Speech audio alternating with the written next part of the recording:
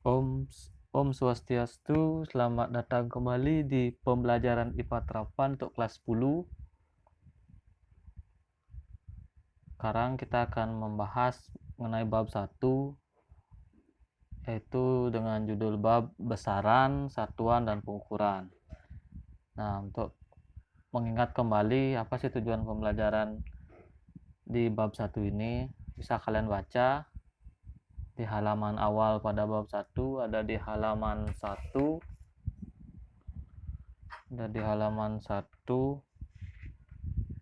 di tujuan pembelajaran. Nah, pada video sebelumnya sudah pernah saya bahas mengenai tujuan pembelajaran ini. Kita lanjut saja. Ini peta konsepnya juga sudah pernah saya sampaikan pada video sebelumnya. Lanjut saja langsung ke materi. Nah, bab 1 ini yang akan dibahas pertama adalah besaran.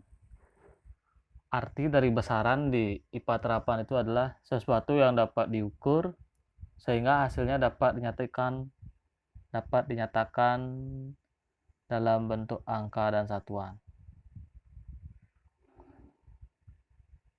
Di sini ada yang perlu digarisbawahi ya.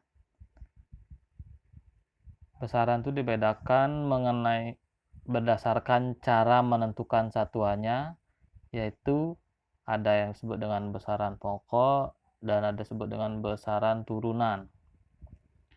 Nah, arti masing-masing dari besaran ini adalah besaran pokok merupakan besaran-besaran yang satuannya ditetapkan terlebih dahulu.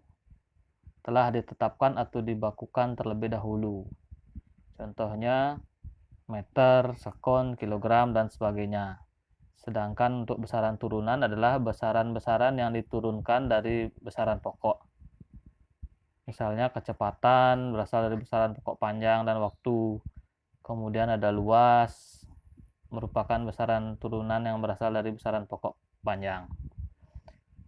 Ada lagi pembagian dari besaran berdasarkan besar dan arahnya, yaitu besaran skalar dan besaran vektor. Untuk besaran skalar itu adalah besaran yang hanya memiliki nilai saja tanpa ada arah. Sedangkan untuk besaran vektor adalah besaran yang memiliki nilai dan juga arah. Contoh gampangnya seperti ini. Untuk besaran vektor yang sering dijumpai pada permasalahan atau persoalan IPA Terapan adalah mengenai kelajuan dan kecepatan. Yang menjadi besaran skalar adalah kelajuan. Kenapa kelajuan? Karena kelajuan bisa kita amati langsung pada alat yang ada di sepeda motor atau mobil atau kendaraan bermotor sehari-hari. Nah, yang disampaikan oleh speedometer hanyalah angka saja. Berapa kilometer per jam sudah melaju kendaraan di jalan raya tanpa kita ketahui arahnya kemana sih. Itu hanya nilainya yang ditunjukkan speedometer. Sedangkan untuk besaran vektor, contohnya itu adalah kecepatan. Kecepatan memang sama simbolnya V kecil, cuman ada seperti tanda panah di atasnya, tanda panah ke kanan. Itu menunjukkan besaran kecepatan itu adalah besaran vektor. Selain dia menunjukkan arah, selain dia dapat diamati nilainya, juga menunjukkan arahnya. Contoh, perjalanan dari rumah ke sekolah ditempuh dengan jarak 5 km dengan kecepatan 10 km per jam.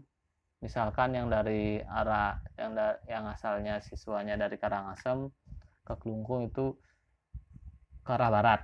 Jadi kecepatan siswa A yang rumahnya dari Karangasem menuju ke sekolah yaitu 10 km per jam ke arah barat. Jadi jelas ada nilai, ada arah, itulah kecepatan vektor. Kemudian kita lanjut. Nah, ini yang perlu kalian amati. Silakan dibuka buku halaman 4. Di sana ada kegiatan 1.1. Cermati perlahan-lahan instruksinya sampai kalian tuh benar-benar paham. Kalau sudah paham, silakan kerjakan di buku tulis khusus IPA terapan. Kalau sudah kalian amati, di sana ada kotak biru ya. Lengkapi kolom-kolom yang kosong seperti pada contoh. Untuk soal nomor 1 kan ada nama besaran panjang. Besaran pokoknya dicentang karena merupakan panjang itu besaran pokok. Besaran turunan cukup diberi tanda strip. Strip ini menunjukkan besaran panjang bukan termasuk besaran turunan. Dan juga asal dari besaran pokoknya juga diberi tanda strip garis ya. Contoh yang kedua, nama besaran luas. Karena luas termasuk besaran turunan, maka pada kolom besaran turunan itu dicentang, diberi tanda rumput. Sedangkan pada besaran pokok diberi tanda garis strip yang menandakan bukan dari besaran pokok, melainkan dia termasuk besaran turunan. Nah, pada asal dari besaran pokok dari besaran luas, itu kalian sebutkan berasal dari besaran pokok apa sih luas, seperti yang sudah dibahas tadi kan di sini ya. Besaran luas merupakan besaran turunan berasal dari besaran pokok panjang. Nah, langsung ditulis asal dari besaran pokok luas adalah panjang. Nah, sampai sana sudah mengerti kan? Ini bukan tugas ya, ini kegiatan guna lebih mematangkan lagi, lebih menajamkan lagi pengetahuan kalian tentang besaran, terutama besaran pokok dan turunan. Makanya kegiatan 1.1 di halaman 4 di buku paket perlu kalian kerjakan di buku latihan. Nah, saya harapkan khusus ya buku latihan IPA terapan jangan dicampur lagi dengan catatan lain atau dengan latihan mata pelajaran lain. Sebab nanti suatu saat akan saya instruksikan untuk menyetor dengan di halaman depan, di cover depan untuk menuliskan nama lengkap, kelas, jurusan, nomor absen, tanggal, bulan, tahun kumpul. Ini tanggal, bulan, tahun kumpul ini maksudnya kapan kalian selesai mengerjakan dan mengumpulkan. Hasil kegiatan yang sudah selesai ditulis di buku latihan khusus mata pelajaran IPA terapan, nantinya kalian foto dan dikirim via WA ke jalur pribadi. Untuk jadwal pengiriman tugas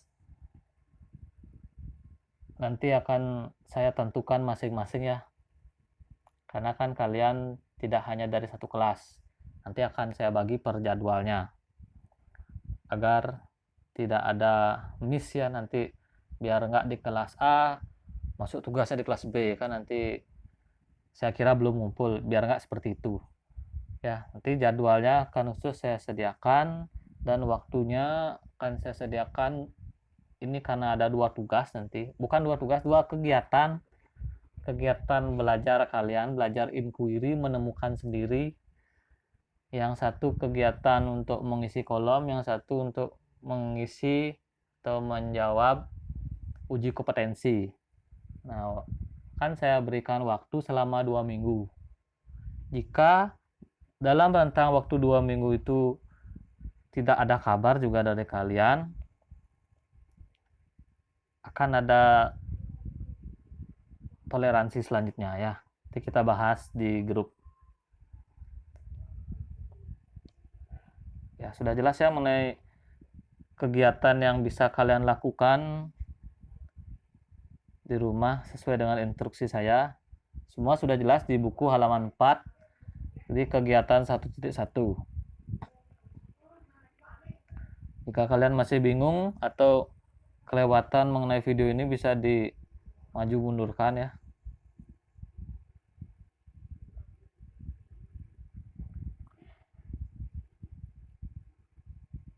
Nah, untuk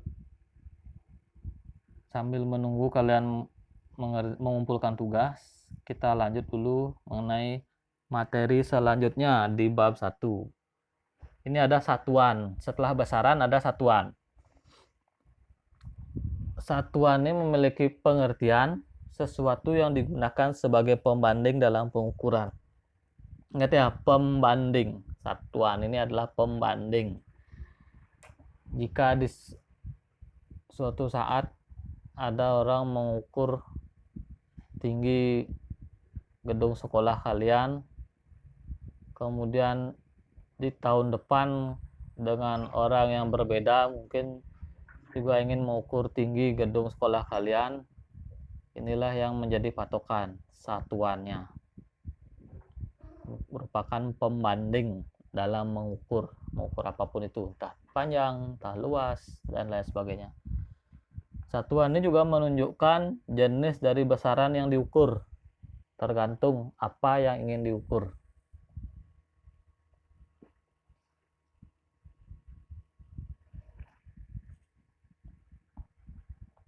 Satuan yang secara internasional dipakai dan diakui disebut dengan Satuan Sistem Internasional atau dikenal dengan singkatan SI. Ini merupakan satuan baku. SI ini merupakan satuan baku, artinya satuan yang sudah diakui secara global. Berbeda lagi, ada yang disebut dengan satuan tidak baku. Maka satuan memiliki dua bagian, yaitu satuan baku dan satuan tidak baku. Untuk satuan baku sudah saya sebutkan tadi, dikenal dengan singkatan SI, Satuan Sistem Internasional. Banyak juga yang menyebut dengan MKS. MKS singkatan dari satuan meter, kilogram, dan sekon. Satuan inilah yang sering dipakai untuk mengukur panjang meter, untuk mengukur massa, bukan berat ya. Kalau berat itu massa dikali gravitasi lagi.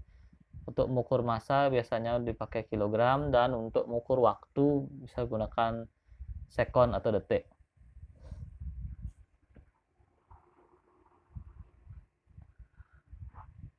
Selain ada SI yang secara global sudah diakui, ada juga dikenal dengan satuan CGS, bukan CGT ya, beda itu. Untuk CGS itu singkatannya cm, gram, sekon. Ini merupakan unit terkecil dari MKS. Kenapa saya bilang unit terkecil? Karena cm jika dicari dari tangga pengukuran, cm itu lebih kecil daripada meter. Kalau 1 meter itu kan sama dengan 100 cm. Lanjut, kilogram itu sama dengan 1000 gram. Tapi di sini sekon yang sama ya. Sekon sama dengan sekon. Ini aja yang sama, sekon pada MKS dan sekon pada CGS. Yang dua lainnya beda. Meter di MKS, CGS itu ada sentimeter, kilogram di MKS, di CGS ada gram ya. Itu mengenai satuan baku, ada SI yaitu MKS dan CGS. Dan lagi satu ada satuan tidak baku. Satuan tidak baku ini maksudnya adalah satuan yang tidak secara umum di dunia internasional dipakai, di global dipakai, tapi ada beberapa regional negara atau daerah yang bersifatnya lokal yang menggunakannya. Karena itu yang dipahami oleh masyarakat di satu daerah tertentu. Contohnya, masa digunakan istilah mayem gitu ya di Sumatera. Kalau di Bali kan ada mengukur panjang alengkat, ajengkal, asiku, aguli gitu ya. Itu mengenai asta kosala kosali untuk mengukur dalam membangun bangunan khas Bali. Ukuran panjang digunakan istilah tumbak kalau di Jawa Barat. Kalau kita kan pakai ajangkal, alengkat, asiku, adepe, aguli madu, dan lain sebagainya. Nah, satuan tidak baku ini sebenarnya jadi salah satu bukti kekayaan budaya yang dimiliki oleh bangsa Indonesia. Contohnya juga yang dimiliki oleh leluhur kita di Bali yang dengan sistem asta kosala kosali. Lengkap di sana ya. Kalau penasaran dengan yang saya maksud asta kosala kosali, silakan googling saja ya. Ketikkan asta kosala kosali. Itu sedikit mengenai satuan. Kita lanjut. Nah, di satuan ini juga ada dikenal dengan istilah faktor konversi satuan dan notasi ilmiah. Yang dimaksud dengan faktor konversi satuan yaitu kita amati dulu konversi. Konversi adalah cara mengubah sesuatu ke bentuk lainnya.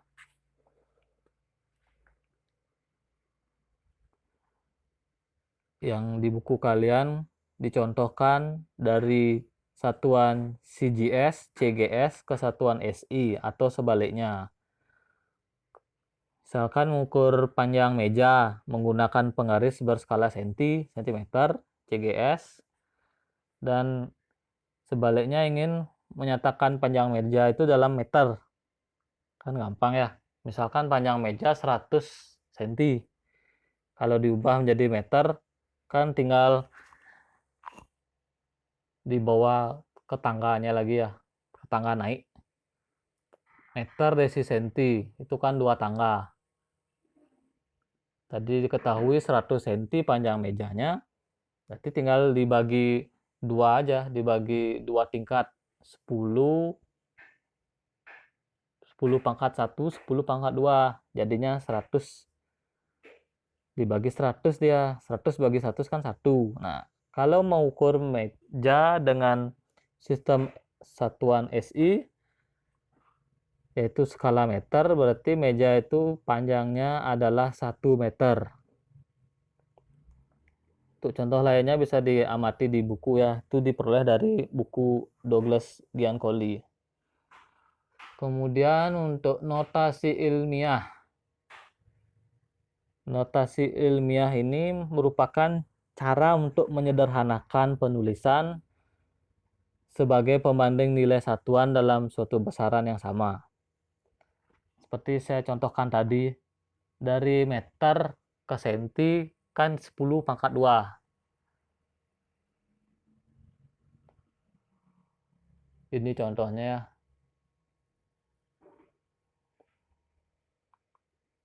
Kita amati dari yang terkecil dulu, yang tabel. Tabel ini ada di halaman 6 sampai halaman 7 buku kalian. Saya contohkan dari yang terkecil dulu. Faktor kelipatan 10 pangkat 9. Nama awalannya adalah giga. Contohnya adalah gigawatt. Giga di sini adalah simbol dari kelipatan 10 pangkat 9. Watt ini adalah mengenai satuan daya listrik. Contoh lain lagi yang kurang umum, yang ini ya. Tadi ini 10 pangkat 9 adalah pangkat terbesar. Semakin ke bawah ini semakin kecil. Kenapa kecil? Karena ada tanda minusnya. Paling bawah saya contohkan 10 pangkat minus 8, 18. Nama awalannya adalah Atto. Simbolnya A kecil. Contohnya adalah attosteradian dengan nama simbol ASR. Baik, kita lanjut ke bagian yang lain dari bab 1 ini, yaitu adalah dimensi. Pengertian dari dimensi suatu besaran itu adalah cara besaran tersebut tersusun atas besaran-besaran pokok. Nah, pada sistem satuan internasional atau SI, terdapat 7 besaran pokok yang berdimensi. Nah, 2 besaran pokok tambahan tidak berdimensi. Cara untuk menulis dimensi dari satu besaran dinyatakan dengan lambang huruf tertentu dan diberi tanda kurung persegi atau kurung mutlak. Ini ya. Manfaat dari dimensi. Hal ini sering muncul di soal ya, bukan di contoh ya. Di soal, entah itu soal ulangan, soal nanti kalau di kelas 3 USBN IPA terapan, soal pemantapan, soal naik ke perguruan tinggi dan lain sebagainya yang ada mapel IPA terapan atau IPA. Berikut manfaat dimensi: membuktikan kesetaraan dua besaran fisika. Yang kedua, menentukan kebenaran dari suatu persamaan fisika. Yang tiga, menurunkan rumus atau persamaan besaran fisika. Yang terakhir, menentukan satuan dari besaran turunan berdasarkan analis dimensional. Untuk tabel dimensi dari besaran pokok, ini yang dijadikan acuan atau panduan untuk menuliskan dimensi dari besaran turunan nanti. Karena besaran pokok adalah besaran yang diturunkan atau ditentukan terlebih dahulu, bukan merupakan besaran yang diturunkan dari besaran lain. Contoh yang pertama ada besaran pokok panjang, satuannya lambang satuannya M dari meter, dimensinya huruf L besar, isi tanda kurung mutlak depan belakang. Ya, bisa dilihat ketujuhnya ada dimensinya. Untuk lebih jelasnya tabel ada di halaman 7. Kalian. Kemudian kita lanjut ke pengukuran. Akan ada 5 hal yang kita pelajari. Pertama, akurasi dan presisi dalam pengukuran, jenis-jenis alat ukur, angka penting, jenis-jenis kesalahan, yang terakhir ketidakpastian pengukuran. Kalian bacanya dari atas ke bawah ya.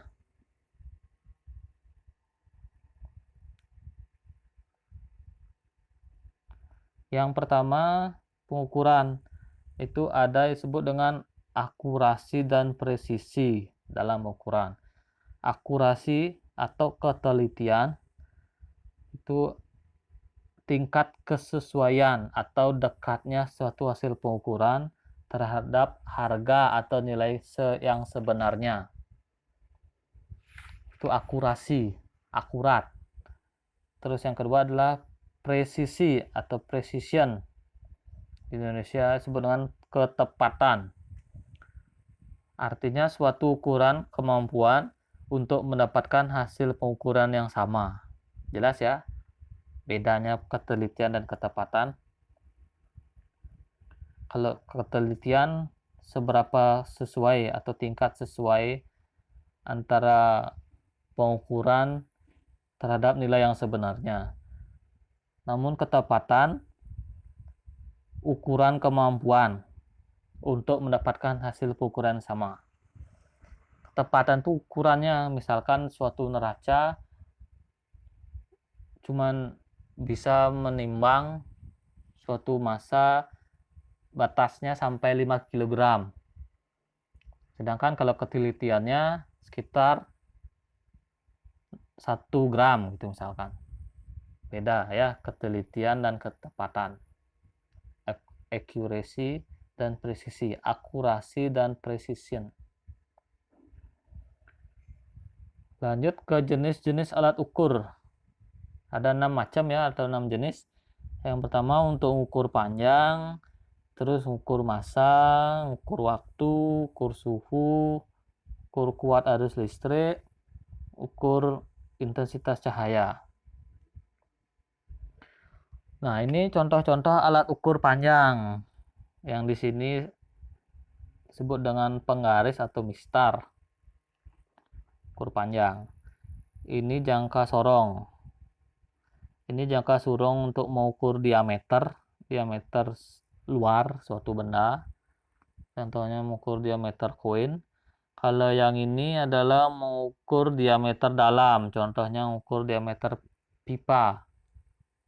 Dalam pipa itu lingkarannya seberapa panjangnya, lingkaran dalam bagian tanduk yang dipakai. Kalau mengukur diameter luar, bagian moncongnya dipakai. Terus ini jangka sorong juga bisa untuk mengukur kedalaman tabung, bagian ekornya yang dipakai yang menonjol keluar sini ya. Nah, gambar di sini yang paling bawah dari gambar jangka sorong merupakan cara mengukur atau cara menggunakan alat ukur jangka sorong. Kita memanfaatkan 3 skala. Skala utama, ada skala nonius, dan ada skala hasil nanti. Skala hasil itu adalah skala utama tambah dengan skala nonius. Atau skala hasil sering disebut dengan hasil pengukuran.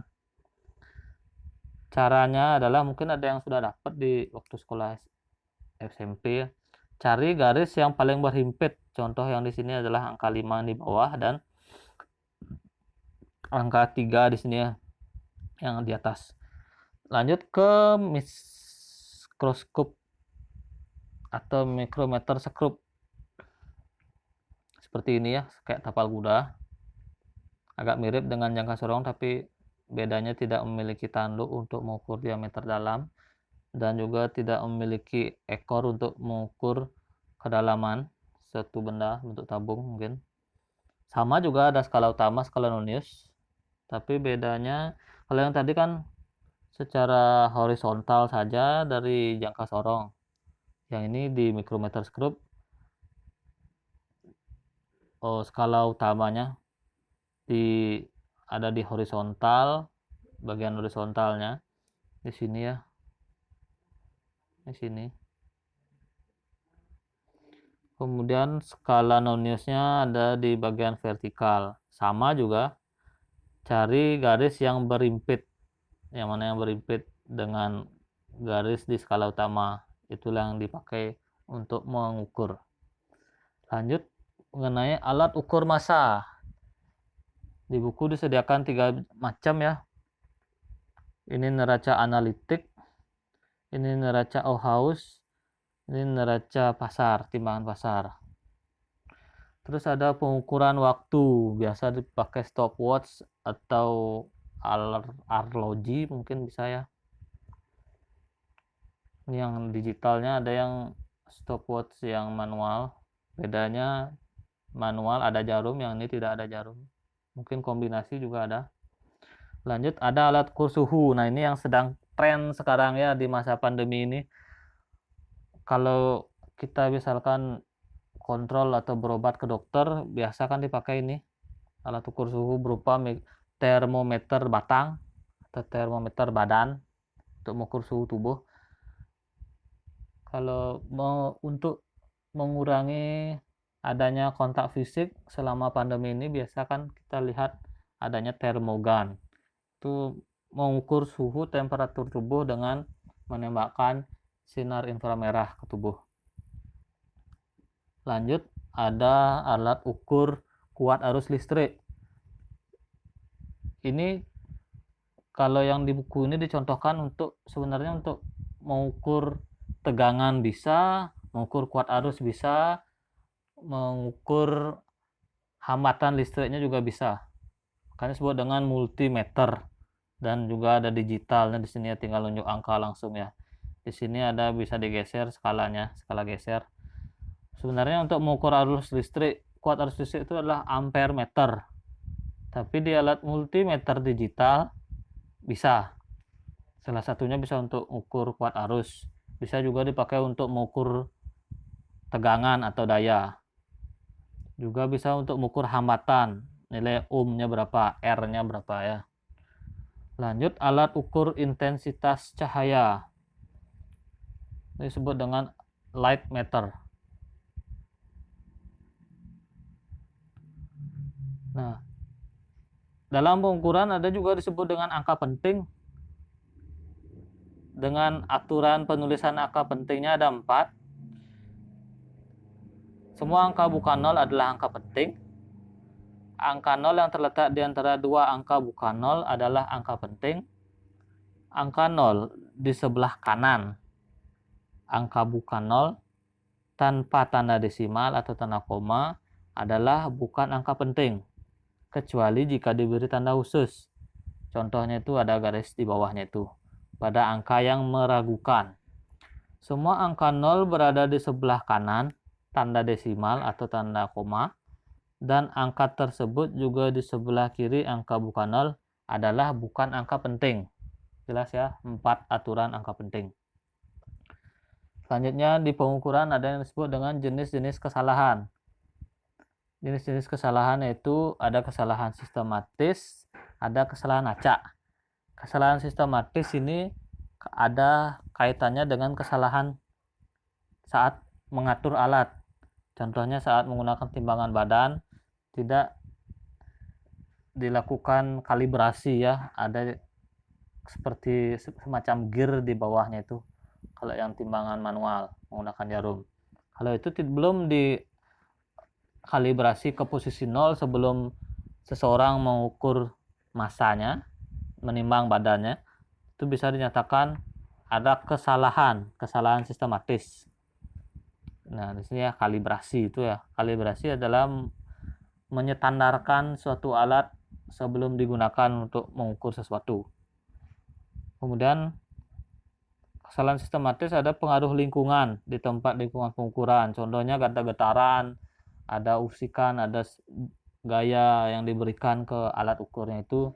Kemudian kesalahan paralak atau kesalahan saat mengamati, sudut mengamati, misalkan mengukur suatu garis dengan penggaris akan berbeda hasilnya dengan jika orang mengukur dari sudut tegak lurus dari sebelah kiri, sebelah kanan, atau depan atau belakang. Itu akan berbeda. Disebut dengan kesalahan sistematis.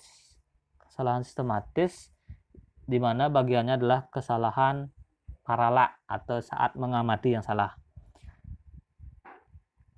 Ada yang lagi satu juga disebut kesalahan acak. Kenapa disebut acak? Karena kesalahan ini tidak diketahui apa penyebab sejatinya terjadinya kesalahan dalam pengukuran.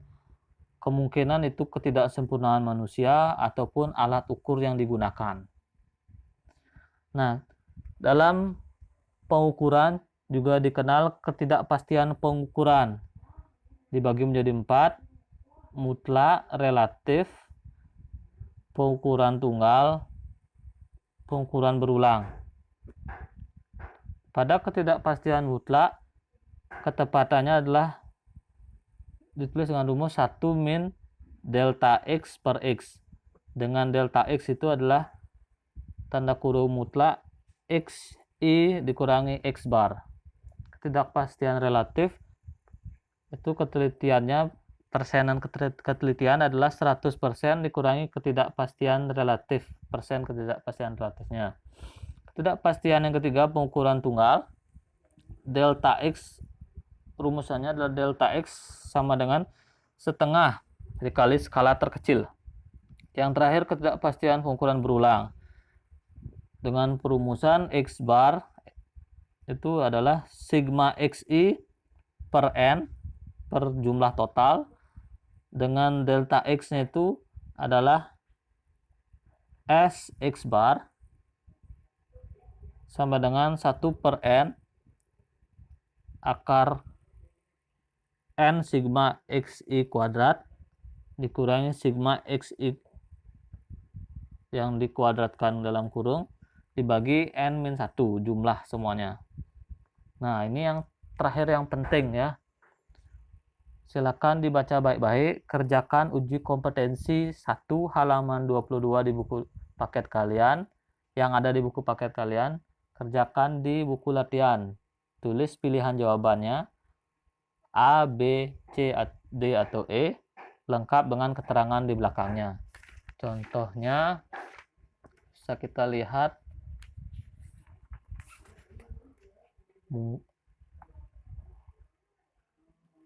hasil pengukurannya adalah sekian-sekian. Contohnya misalkan E 2,56 cm. Itu ditulis juga, jangan cuma A, B, C, D, atau E. Kemudian ini bukan via email, ini via WA pribadi ya, jalur pribadi. Ini kembali saya ingatkan yang sudah saya cantumkan di awal.